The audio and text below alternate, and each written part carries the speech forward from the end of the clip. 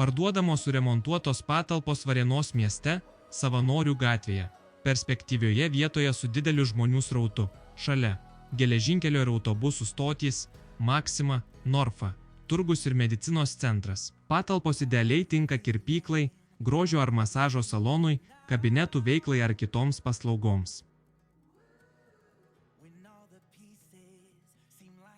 Patalpos tvarkingos ir suremontuotos. Galite iškart įsikurti ir pradėti veiklą.